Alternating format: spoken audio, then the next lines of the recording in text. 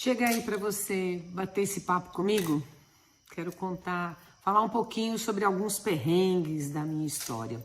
E que se eu tô aqui para contar, esses perrengues não mexeram comigo a ponto de me atrapalhar, de me traumatizar. E foram coisas assim, algumas até bastante sérias. Mas o que eu quero deixar na mensagem desses perrengues como é que a gente pode tratar as situações e caminhar com elas existindo, né? Porque algumas coisas podem gerar dificuldades para a gente seguir adiante, criando medos, criando muitas incertezas, criando muita desconfiança.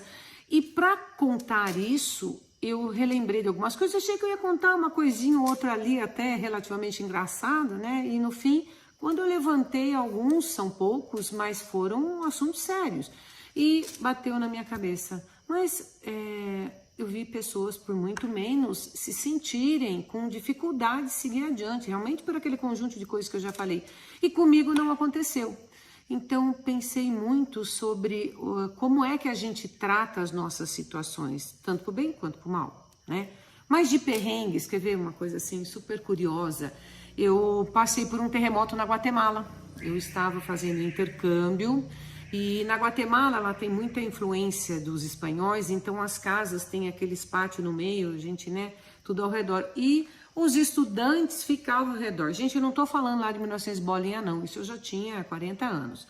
E estava no meio do pátio, aconteceu o tremor, cada estudante tinha o seu quarto e todo mundo começou a sair para fora e começava a gritar pela brasileira, pela brasileira. Eu estava na cama, assim, é uma sensação super estranha, você tem a impressão de labirintite, a coisa lá tremeu, mas eu levantei, calcei o sapato e saí. Quando eu saí, eu fui a última. E estava todo mundo lá olhando para mim de uma forma assustadora e eu estava tão tranquila. Eu entendi o que era, sem dúvida nenhuma, e também não foi um terremoto tão forte, foi 7, acho que na escala Richter, e pela disposição da casa, nada ali afetou, as coisas lá fora aconteceram pior, mas é algo que, assim, faz parte de uma história para contar, né, isso ficou marcado para mim. Uma outra coisa que eu passei, que me deu correria e perrengue, foi pelo furacão George em Miami. Quando ele aconteceu, ele foi super anunciado. Eu não cheguei a pegar o auge do furacão, mas eu peguei já os ventos, as chuvas muito fortes. E, gente, é inacreditável, porque é bem coisa de filme mesmo. Colocando as madeiras na janela, prendendo, colocando fitas nos vidros, para o caso, né? Mas assim, você parecia que você estava em outro lugar.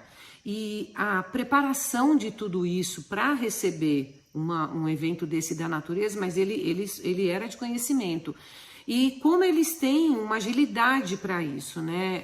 A gente saiu de lá porque também você não precisa ficar num lugar que você está sabendo que vai chegar alguma coisa maior. Mas eu cheguei a ver os ventos muito fortes e isso realmente foi algo bem, bem impactante. E parece que você está saindo com o carro, nós somos em sentido de Orlando, na direção de Orlando, você está saindo com o carro e parece que o carro vai sendo empurrado, é algo assim maluco, né? Para quem tem medo de vento, frio ou pensa em coisas maiores, é realmente assustador. Uma outra coisa que eu passei, que eu não estava no lugar, mas por questão de 1 hora, foi por um atentado no metrô de Londres. Isso daí foi em 2011, aliás, foram em várias estações. E na estação que eu ia acessar, eu só não estava na hora que o atentado, que a bomba explodiu, porque eu estava com 1 hora a mais. Eu fui 1 hora depois, senão eu estaria lá dentro. E a gente, assim, se não tomar cuidado, você começa a pensar assim, e se eu tivesse lá? Eu tenho por comportamento de vida e por escolha não pensar no si, nem para o passado nem para o presente. E se eu tivesse lá na hora do atentado? Não tenho que pensar nisso, porque eu não estava. E se o atentado tivesse me alcançado e eu tivesse... Não, eu não estava. E se eu for de novo para o metrô e acontecer outra vez? Não penso nisso também. Até foi uma coisa bastante imprudente, foi tudo isolado, a gente fica lá olhando e poderiam ter dado sequência àquele evento naquele lugar. Isso assim, hoje eu teria, talvez não ficaria parada onde eu fiquei para olhar tudo que estava acontecendo, porque a curiosidade mata, né? Mas foi uma coisa que também passou, e sem nada de nenhuma perspectiva do que não aconteceu ou do que pudesse acontecer se eu fosse para outra estação ou se eu tivesse de novo lá. Não aconteceu, não era a minha hora e passou, pronto, simples assim. Uma coisa um pouquinho, assim, de mostrar um pouco de valentia e um pouco de um racional, que a mulher não é tão racional assim. Eu fui assaltada em uma cidade interior de São Paulo, Atibaia, e eu estava numa lojinha de conveniência. Aliás, a loja foi assaltada. Eu, por coincidência, eu estava lá dentro, nos fundos, comprando sorvete, com a chave do carro na minha mão. E eu vi alguém batendo, falando alto e batendo na cabeça da pessoa que estava no caixa. E o bandido tinha uma arma. Eu nunca tinha visto uma arma, e era uma arma pequenininha. Hoje, depois disseram que era uma 22, eu não sabia nem o que era isso. Mas parecia uma arma de brinquedo. E quando você está dentro da situação, algumas coisas podem te paralisar e você não ter iniciativa ou ter iniciativas imprudentes. E eu não, eu fiquei assim, relativamente tranquila. E estavam em dois, um me empurrou para perto do caixa, onde a caixa já estava sendo, até apanhou, ela sangrou a cabeça, e me pediu a chave do carro, eu com a chave e o sorvete na mão, eu não fui capaz de abrir a mão. E o bandido se enfezou, e com a arma atirou. Além de passar pelo meu braço, que mais causou, assim, a sensação que dá de uma queimadura, ela passou por mim e bateu no vidro, na porta de vidro que estava atrás. E aquela porta implodiu. E o barulho que fez com que eles saíssem correndo. E ali na hora, a moça, eu fui ver se ela estava legal, chegou alguém, eu ainda com a chave na mão, eu atravessei os cacos, eu fui até o carro, eu liguei meu carro e eu vim embora para minha cidade. Eu fui para a estrada, eu só arriei com aquele braço machucado a hora que eu cheguei com a família. A hora que eu me senti em segurança, encostei na porta e aí escorreguei para o chão. Porque eu tive o instinto de sair dali, né? Que eu fiquei com medo de que eles voltassem, talvez por causa do queriam, assaltaram lá também por causa do carro para alguma fuga, mas assim, consegui sair, né? E a hora que me vi em segurança, me entreguei para o sentimento até de se precisar de cuidados no braço. Uma outra vez, eu fui sequestrada com uma pessoa que estava comigo no carro. Eu dirigindo, a gente numa estrada não, era até uma passagem que era de terra, onde tinha clube de campo, de algumas empresas e tudo mais, relativamente estreita, e um carro veio na minha frente, parou e me impediu de seguir. Eu achei aquilo muito estranho, não cheguei próximo, eu engatei ré e fui saindo. No que eu saí, ele veio aqui pelo vidro com uma arma, me mandou parar, eu pulei pro banco do passageiro, a moça foi pro banco de trás e ele inclusive foi batendo aqui nas minhas costelas, gente, com a arma. Eu nem olhava para ele e ele até fazia ameaças. Quem você pensa que é? Por que você engatou ré? E você, assim, tá dentro daquilo, você não sabe o que está acontecendo, sabe o que é que está acontecendo, mas, assim, é um turbilhão na cabeça, né? E como eu tinha passado pelo assalto anterior, eu procurei me manter muito tranquila e fui negociando com o bandido, porque o de trás eu nem conseguia ver. E ele, sim, eu tinha um brinco de pérola, um pingente, a minha bolsa estava ali, ele mandou ir tirando tudo, e quando chegou na aliança, eu falei, não, a aliança você deixa. Ele acabou deixando. E insisti para ele deixar a gente sair. Como ele nos deixou numa estrada de terra, ele seguiu, nós realmente conseguimos ser resgatada por alguém que passou e estava relativamente próximo de casa e a gente voltou para casa. O que eu trago desse momento? Assim, a minha lucidez de me manter calma. Eu sabia o que estava acontecendo e sei que essas pessoas nessa hora, se não tiverem drogados ou assim, ou pelo estado emocional, eles podem e a arma aqui na minha costela. Quer dizer, se não fosse eu estava no lugar errado na hora errada, né? Mas negociamos, deixou sair, a menina chorou muito, ajudei ela a voltar para casa, tudo. E depois essas coisas de carro, de seguro. Mas o que é que eu trouxe de todos esses momentos? Porque eu não quero que isso daqui seja uma coisa, as desgraças da vida. Não. É como realmente a gente tem história, né? Isso agora chegando, né, numa idade maior. Quanta história a gente tem para contar, e não são somente flores. Mas dentro de não ser flor, eu posso dizer, não que seja bom ou ruim, mas assim, passou. E assim, eu consigo tratar disso como sendo, fazendo parte da minha história, mas não aquela coisa horrorosa, ai, pelo que aconteceu. Não, gente. Eu, pensando em fazer esse vídeo, é que eu lembrei. Então, assim, eu fico pensando de onde veio essa minha maneira de tratar um assunto perigoso, sério, todos eles.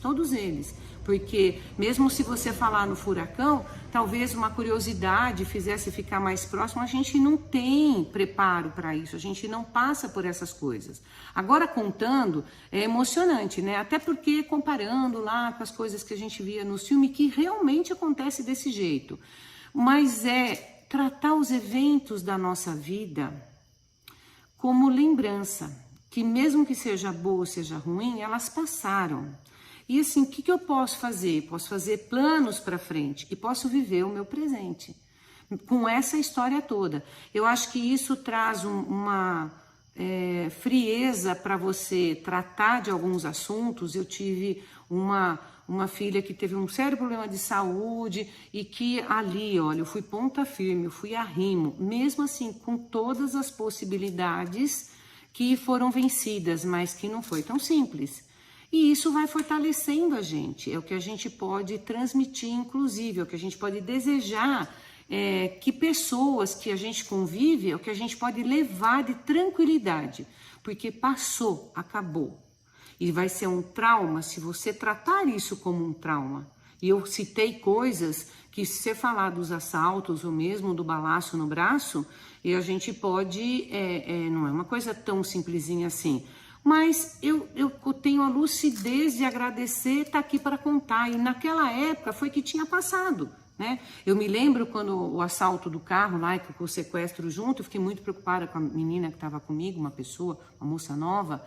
E aí as pessoas falavam assim, ai, agradeça porque você podia não ter voltado, agradeça que ele podia ter te machucado. Eu falei assim, gente, eu também não vou agradecer pelo que não aconteceu. Eu tô pé da vida.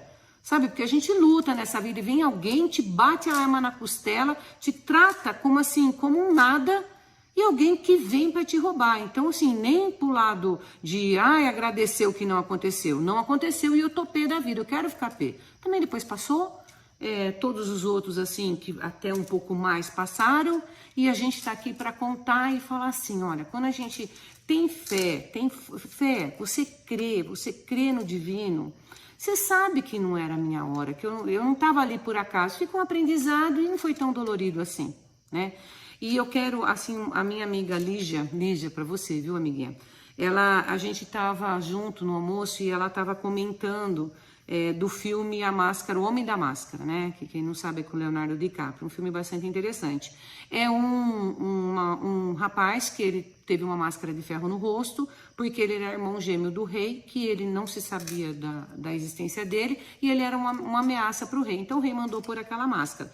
E ele viveu muitos anos com ela. E tem uma passagem do filme que a Lígia resgatou, porque ela assistiu o filme até ao mesmo tempo que eu, que ele comenta que ele usa a máscara, e não é a máscara que usa ele.